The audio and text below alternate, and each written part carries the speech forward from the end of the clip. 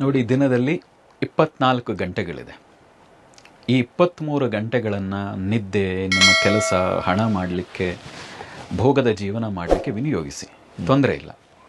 ಆದರೆ ದಿನದಲ್ಲಿ 1 ಗಂಟೆ ನಿಮ್ಮ ದೇಹಕ್ಕಾಗಿ, ಮನಸ್ಸಿಗಾಗಿ, ಆತ್ಮಕ್ಕಾಗಿ ಮೀಸಲಿಡಿ. ಅರ್ಥಾತ್ ಒಂದಷ್ಟು ವ್ಯಾಯಾಮ, ಪ್ರಾಣಾಯಾಮ ಮತ್ತು ಧ್ಯಾನ. ಈ ಕಾರ್ಯಕ್ಕಾಗಿ 1 ಗಂಟೆಯನ್ನು ನೀವು ಮೀಸಲಿಟ್ಟರೆ 23 ಗಂಟೆಯನ್ನು ನೀವು ಆನಂದದಿಂದ ಚೆನ್ನಾಗಿ ಅನುಭವಿಸ್ತೀರಿ. ಮತ್ತು ನಿಮ್ಮ ಜೀವನದ ಉದ್ದೇಶವನ್ನು ಈಡೇರಿಸ್ಕೊಳ್ಳಿಕ್ಕೆ ಒಂದು ಸಾಮರ್ಥ್ಯ ಬೇಕಲ್ಲ, ಒಂದು ಶಕ್ತಿ ಬೇಕಲ್ಲ.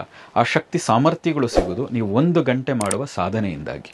ಅದನ್ನು ವ್ಯರ್ಥ ಅಂತ ಭಾವಿಸಬೇಡಿ, ಅದನ್ನು ನಿರ್ಲಕ್ಷ್ಯ ಮಾಡಬೇಡಿ. ನೀವು 1 ಗಂಟೆ ಆಸನ, ಪ್ರಾಣಾಯಾಮ, ಧ್ಯಾನಕ್ಕೆ ಮೀಸಲಿಟ್ಟರೆ, ಅಥವಾ ಎಕ್ಸಸೈಸ್, ಪ್ರಾಣಾಯಾಮ ಅಥವಾ ಶಕ್ತಿಕ್ರಿಯಾ ಧ್ಯಾನಕ್ಕೆ ಮೀಸಲಿಟ್ಟರೆ 23 ಗಂಟೆಗಳನ್ನು ಸದುಪಯೋಗ ಮಾಡಿಕೊಳ್ತೀರಿ.